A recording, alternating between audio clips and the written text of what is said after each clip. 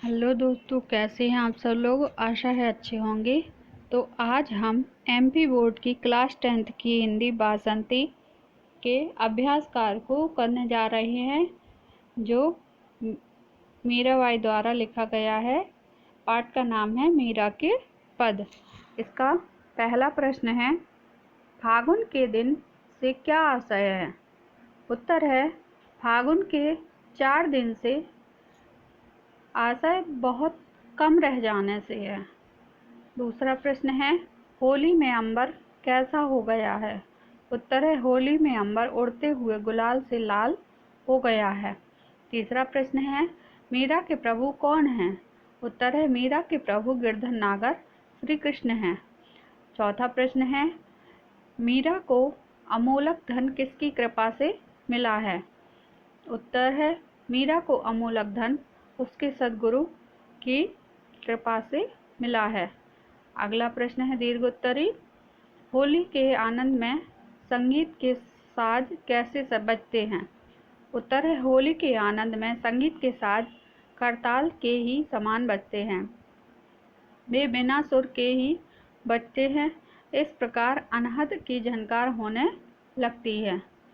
मीरा ने राम रतन को अमोलक क्यों कहा है। उत्तर है, मीरा ने राम रतन को अमोलक कहा है यह इसलिए कि इससे सभी प्रकार के सांसारिक बंधन समाप्त हो गए हैं। दूसरी बात यह है कि इसे न चोर चुरा सकता है और न यह खर्च करने पर घटती है, यह तो खर्च करने पर बढ़ता ही जाता है। अगला प्रश्न है, सत की नाव केवटिया सतगुरु। इस पंक्ति का भाव स्पष्ट कीजिए। उत्तर है, सत की नाव केवटिया सतगुरु पंक्ति के द्वारा कवित्री मीराबाई ने यह भाव व्यक्त करना चाहा है कि सतगुरु की कृपा ईश्वर के समान अद्वितीय होती है। वह सर्वसमर्थ और दया का सागर होता है। अगले प्रश्न है मीरा के पद अनुशीलन से। इसमें पहला प्रश्न है, तत्सम रूप में लिखिए। फागुन है, होरी, इन शब्दों को तत्सम रूप में लिखना है। अगले है, पर्यायवाची शब्द लिखिए।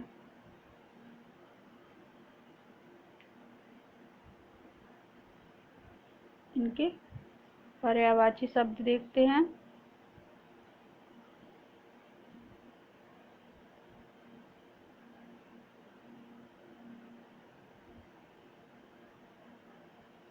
अंबर, जग, सागर, कमल।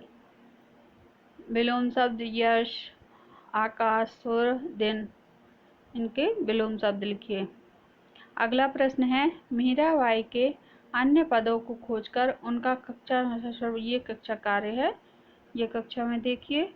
इसमें अगले प्रश्न है अर्थ ग्रहण संबंधी। पहला प्रश्न है, अब मन से होली खेल लेना चाहिए, ऐसा कवित्री ने क्यों कहा है। उत्तर है, अब मन से होली खेल लेना चाहिए, ऐसा कवित्री ने इसलिए कहा है कि शायद अवसर फिर नहीं मिलेगा। क नंबर का प्रश्न है, कवित्री की लोक लज्जा कब दूर हो गई। उत्तर है, कवित्री की लोक लज्जा तब दूर हो गई जब उसने आनंदमय रस में भीग कर अपने हृदय रूपी घड़े के पट खोल दिया। अगला प्रश्न है, कवित्री का प्रियतम कौन है। उत्तर है, कवित्री का प्रियतम निर्गुण ब्रह्म श्री कृष्ण है। रिक्त स्थानों की पूर्ति कीजिए। फागुन के दिन कितने थे, 4। फागुन के दिन 4 हैं। होली खेलत समय बिना करताल के क्या बज रहे हैं, पखावज बज रहे हैं। सारा आकाश लाल हो गया है, किससे, गुलाल से। कवित्री के अमोलक उसके किसने दी है, गुरु ने दी है। कवित्री के स्वामी कौन है, गिरधर नागर। अगला प्रश्न है, सही विकल्प चुनिए। पहला है, अब आ गए हैं। क्या आ गए हैं, फागुन के दिन। राग बज रहे हैं। कैसे बज रहे राग? 36। होली के रंग में रंग गए हैं। तरह शरीर के रोंगटे। राम रूपी रत्न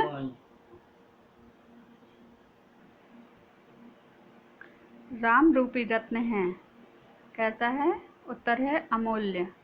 सत्य रूपी नाव के नाविक हैं। कौन है? सद्गुरु। सही जोड़ी का मिलान कीजिए। सत्य असत्य कथन पहला है, मीराबाई रीतिकाल की हैं। असत्य। मीरा श्री कृष्ण की उपासिका थी। सत्य।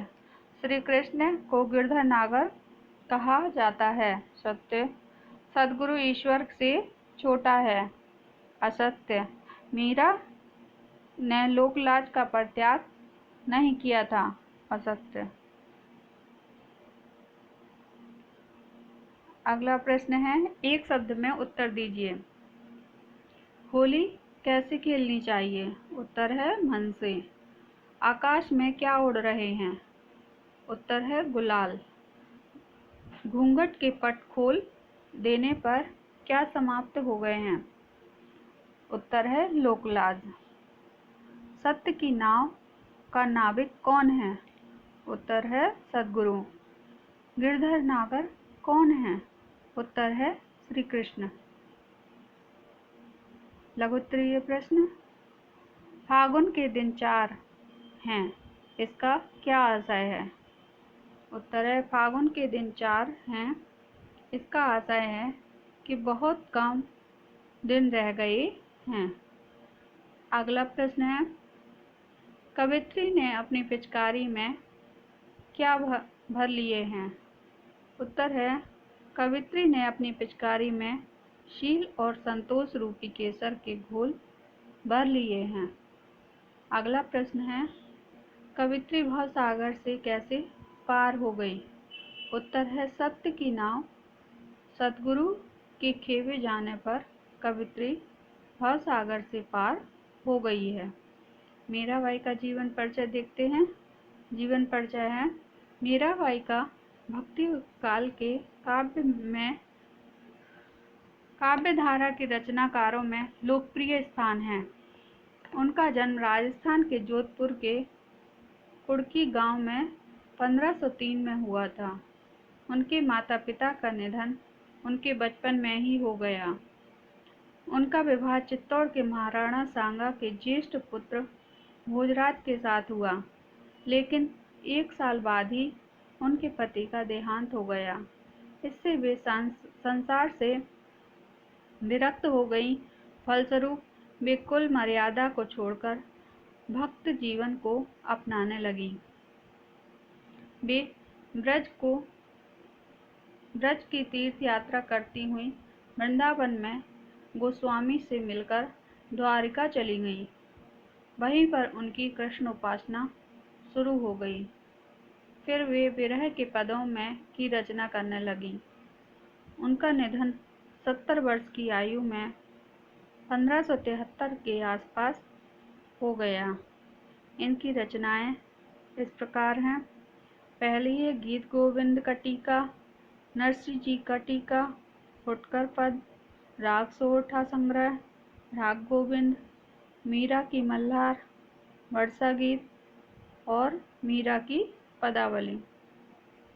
भाव पक्ष है, मीरा की भक्ति भावना की विविधता है। उनकी भक्ति भावना दोनों ही प्रकार की है, निर्गुण और सगुण। उनकी निर्गुण भक्ति भावना निर्गुण संतों की भक्ति भावना से प्रभावित है। इससे यह स्पष्ट हो जाता है कि मीरा ने स्वयं को अपने निर्गुण आराध्य के प्रति इतना अधिक समर्पित कर दिया है कि उनकी कोई इच्छा नहीं रह गई। मीराबाई के भाव पक्ष की दूसरी विशेषता है उनकी सगुण भक्ति भावना। इसके लिए उन्होंने भक्ति को 9 सोपान को भरपूर अपनाया है। भक्ति के 9 सोपान हैं, श्रवण, कीर्तन, स्मरण, पद सेवा, अर्चन, वंदन, दास्य, संख्य और आत्मनिवेदन। भक्ति के प्रति मीरा का माधुर्य भाव है। वह अत्यंत सहज, स्वाभाविक और मार्मिक है। इसके लिए वे सभी प्रकार की लोक लाज को छोड़कर नारी स्वभाव के अनुसार भक्ति भाव प्रकट करती हैं। कला पक्ष। मीराबाई का कला पक्ष विविध है। उसमें स्वाभाविकता है। उनकी पदावली भारतीय भाषाओं और बोलियों की है। उनमें राजस्थानी, गुजराती, ब्रज आदि प्रमुख हैं। मीराबाई की रस योजना मुख्य रूप से श्रृंगार है। श्रृंगार के दोनों रूपों, संयोग और वियोग, को उन्होंने पूरा स्थान दिया है। कला पक्षीय विशेषताओं में छंद योजना का भी महत्व है। इसके लिए मीराबाई ने दोहा, सवैया और छंदों को अपनाया है। अलंकारों के प्रयोग में भी मीराबाई सावधान हैं। अनुप्रास, उपमा, रूपक, उत्प्रेक्षा आदि उनके प्रिय अलंकार हैं। साहित्य में स्थान। मीराबाई का कृष्ण भक्ति काव्य धारा की कवित्रियों में सर्वोच्च स्थान है। उनकी वेदना की फड़क अनुपम है। उनका साहित्य भक्तिकालीन रचनाओं की एक अमूल्य धरोहर है। उनकी वेदना इतनी सजीव है कि यदि उन्हें करुणा या वेदना की सजीव प्रतिमा माना जाए तो अनुचित नहीं होगा। मीराबाई के पदसार ये देख लीजिए। इसके बाद हम इसकी व्याख्या करते हैं। मीराबाई के पदों की प्रसंग सहित व्याख्या करते हैं। तो पहला पद्यांश है, फागुन के दिन 4 रे, होरी खेल मना रे। ये पढ़ लीजिए। इसमें इसका शब्दार्थ दिया है। शब्दार्थ के बाद संदर्भ देखते हैं। प्रस्तुत पद हमारी पाठ्य पुस्तक हिंदी सामान्य में संकलित मीराबाई विचरित मीरा के पद से है। प्रसंग है, इस पद में मीराबाई ने अपने प्रियतम निर्गुण ब्रह्मा के साथ होली खेलने का उल्लेख करते हुए कहा है। व्याख्या है, अब फागुन के दिन आ गए हैं। ये दिन बहुत नहीं रह गए हैं। अब तो ये 4 दिन हैं। इसलिए अब मन से होली खेल लेना चाहिए, अन्यथा फिर अवसर न मिलेगा। भाव यह है कि समय अनुसार ही खुशियों को प्रकट किया जा सकता है। होली खेलते समय बिना करताल के ही पखावज बाजे बजने लगते हैं। अनहद की झनकार होने लगती है। बिना सुर अर्थात स्वर के 36 राग बज रहे हैं। शरीर के प्रत्येक रोंगटे इस होली के रंग में रंग गए हैं। शील और संतोष रूपी केसर की घोल करके मैंने प्रेम और प्रीति की पिचकारी में इन्हें भर लिया है। इस प्रकार से होली खेलने से सारा आकाश उड़ते हुए गुलाल से लाल हो गया है। इसमें विविध प्रकार के प्रेममय रंगों की वृष्टि होने लगी है। हृदय रूपी घड़े के पट में मैंने खोल दिया, क्योंकि इस आनंदमय रस में जब मैं भीग गई तो मुझे किसी प्रकार की लोक लज्जा नहीं, अर्थात मैंने सभी प्रकार की लोक लज्जा का परित्याग कर दिया था। इस होली के खेल लेने के बाद मैं अपने प्राण प्यारे के घर आई। तब हम दोनों प्राण रूप से परस्पर प्रिय प्रिया के रूप में पहले की तरह आनंद मग्न हो गए। मीराबाई कह रही हैं कि कमलवत चरणों वाले गिरधर नागर अपने प्राण प्यारे श्री कृष्ण के चरणों पर मैं इस तरह बलि जा रही हूँ। कहने का भाव है कि जीवात्मा परमात्मा से मिलने के लिए जब प्रेम पूर्वक प्राणवत समर्पित हो जाती है, तब उसे परमात्मा का साक्षात्कार अवश्य होता है। हमें उसमें लीन होकर अत्यंत आनंद की अनुभूति होती है।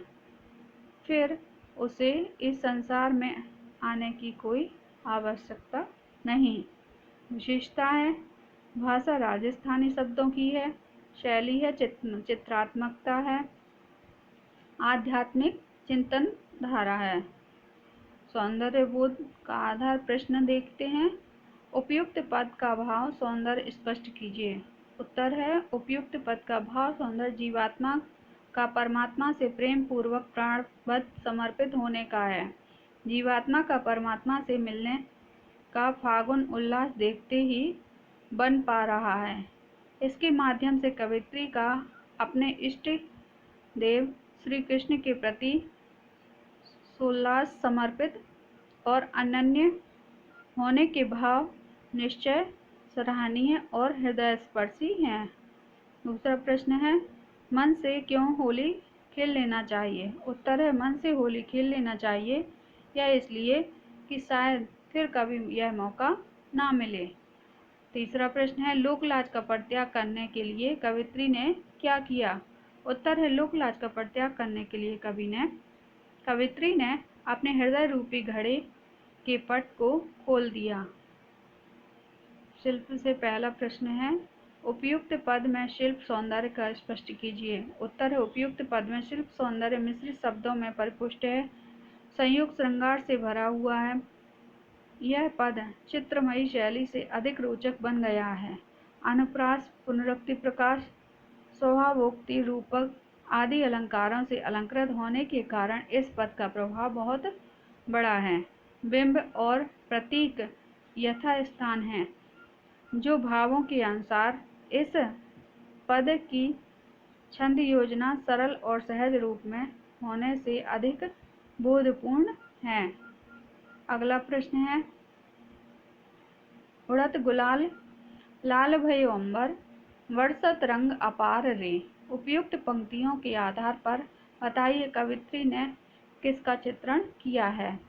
उत्तर है उड़त गुलाल लाल भयो अंबर वर्षत रंग अपार रे। उपयुक्त पंक्तियों के आधार पर कवित्री ने होली खेलने के वातावरण का चित्रण किया है। अगला प्रश्न है, होरी खेर पीव घर आवे सोई प्यारी प्रिय प्यारे रे। मीरा के प्रभु गिरधर नागर चरण कमल बलिहार रे। उपरोक्त पंक्तियों में अलंकारों को लिखिए। उत्तर है होरी खेर प्यारी प्रिय प्यार गिरधर नागर, इसमें अनुप्रास अलंकार है। और चरण कमल के समान है तो रूपक अलंकार है। अगला प्रश्न है, उपयुक्त पद का प्रतिपाद्य स्पष्ट कीजिए। उत्तर है उपयुक्त पद में कवित्री मीराबाई ने अपने अनन्य आराध्य देव श्री कृष्ण के प्रति सोल्लास पूर्वक अपनी भक्ति भावना प्रकट की है। उन्होंने अपने सर्वप्रिय परमात्मा श्री कृष्ण से मिलन के क्षणों को परम प्रसन्न क्षणों के रूप में चित्रित किया है। इसे उन्होंने फागुन में खेली जाने वाली होली के रूप में व्यक्त किया है। इस प्रकार होली के राग रंग की तरह उन्होंने अपनी भक्ति भावना को अनंतनाथ की झनकार शील और संतोष के केसर और प्रेम की पिचकारी के माध्यम से प्रकट किया है। इस तरह पूरा पद आध्यात्मिक भावों से लबालब भरा हुआ है। दूसरा प्रश्न है, होली कब खेली जाती है? उत्तर है होली फागुन माह में खेली जाती है। तीसरा है, होली खेलने के बाद क्या हुआ? उत्तर है होली खेलने के बाद कवित्री अपने प्राण प्यारे के घर आई और फिर दोनों आनंदमग्न हो गए। दूसरा पद्यांश है, पायो जी मैंने राम रतन धन पायो। शब्दार्थ नीचे दिए हैं। संदर्भ पहले के अनुसार। प्रसंग देखते हैं। इस पद में मीराबाई ने राम की प्राप्ति को एक अनमोल रत्न के रूप में प्राप्त होने के प्रभाव का उल्लेख करते हुए कहा है कि व्याख्या देखते हैं। मुझे राम रूपी रत्न का धन मिल गया है। यह बहुमूल्य वस्तु हमारे गुरु की कृपा करके मुझे दी है, जिसे मैंने तन मन धन से ग्रहण कर लिया है। यह वह संपत्ति है जिसके लिए मैं जन्म जन्मांतरों से लालायित थी और वह अब मुझे मिल गई है। इस पूंजी को प्राप्त कर लेने पर संसार की सभी वस्तुएं, सांसारिक बंधन नष्ट हो गए हैं। यह ऐसी पूंजी है जो खर्च करने पर कम नहीं होती है, जिसे चोर चुरा नहीं सकते हैं, बल्कि प्रतिदिन सवाई होती है। मेरी सत्य की नाव है, जिसमें खेने वाले सद्गुरु हैं, इसलिए मैं इस भवसागर से पार हो गई हूँ। मीरा कहती हैं कि मेरे स्वामी तो गिरधर नागर हैं, जिनका मैं हर्ष हर्ष करके यश गाती हूँ। विशेषता है इस पद की भाषा ब्रजभाषा है। हमारे प्रयोग केवल राजस्थानी शब्द है। दूसरा है भावात्मक शैली है, रूपक अलंकार है। भाव सौंदर्य प्रश्न है पहला, उपयुक्त पद के भाव सौंदर्य पर प्रकाश डालिए। उत्तर है उपयुक्त पद की भाव योजना प्रेरक रूप में सद्गुरु को बेजोड़ उपकारी के रूप में प्रस्तुत करके उसके व्यक्तित्व और प्रभाव को ईश्वर के समक्ष लाने का प्रयास किया गया है। इससे कवित्री के द्वारा गुरु मन किए जाने की सच्चरित्रता प्रकट हो रही है। इसके साथ ही कवित्री द्वारा अपने स्वामी श्री कृष्ण के प्रति सहज समर्पण के भाव अधिक मोहक और आकर्षक है। दूसरा प्रश्न है, कवित्री को किससे क्या मिला है? उत्तर है कवित्री को उसके सद्गुरु से राम रूपी अमूल्य रत्न धन मिला है। तीसरा प्रश्न है, सद्गुरु का स्वरूप कैसा है? उत्तर है सद्गुरु का स्वरूप भवसागर से पार लगाने वाला ईश्वर समान है। शिल्प सौंदर्य पहला प्रश्न है, उपयुक्त पद के शिल्प सौंदर्य पर प्रकाश डालिए। उत्तर है उपयुक्त पद का शिल्प सौंदर्य भाव, भाषा, शैली, बिंब, प्रतीक, योजना आदि विधानों से मंडित है। पूरे पद की भाषा ब्रजभाषा की प्रधानता लिए हुए है। इसके प्रस्तुत शब्द योजना सरल, सहज, प्रभावमयी हो गई है। तुखान शब्दावली से लय संगीत का सुंदर मेल हुआ है। भावात्मक शैली और भक्ति रस का संचार इस पद में और अधिक रोचक बना रहा है। अगला प्रश्न है, जन्म जन्म की पूंजी पाई जग में सबे खवायो। उपयुक्त पंक्तियों में प्रयुक्त अलंकार। उत्तर है जन्म जन्म में पुनरुक्ति प्रकाश अलंकार है। अगला प्रश्न है, उपयुक्त पद प्रतिपाद स्पष्ट कीजिए। उत्तर है उपयुक्त पद में कवित्री ने राम नाम की महिमा का गायन किया है। सद्गुरु की कृपा राम रूपी रत्न प्राप्त हुआ है। अब इसे व्यर्थ नहीं खोया जा सकता है। इसे चोर चुरा नहीं सकते हैं। यह खर्च नहीं होता है, बल्कि यह बढ़ता जाता है। अर्थात कृष्ण के प्रति किया जाने वाला प्रेम कभी समाप्त नहीं होता है। पद में सद्गुरु की महिमा का उल्लेख किया गया है। अगला प्रश्न है, उपयुक्त पद में किसका यशगान किया गया है और क्यों? उत्तर है उपयुक्त पद में कवित्री मीराबाई द्वारा श्री कृष्ण का यशगान किया गया है। यह इसलिए कि श्री कृष्ण उनके इष्ट देव हैं। अगला प्रश्न है, राम रूपी रत्न धन की क्या विशेषता है? उत्तर है राम रूपी रत्न धन की निम्नलिखित विशेषता है। पहला है, इसको प्राप्त कर लेने पर संसार के सभी बंधन समाप्त हो गए हैं। दूसरा है, यह खर्च करने पर घटता नहीं अपितु बढ़ता जाता है।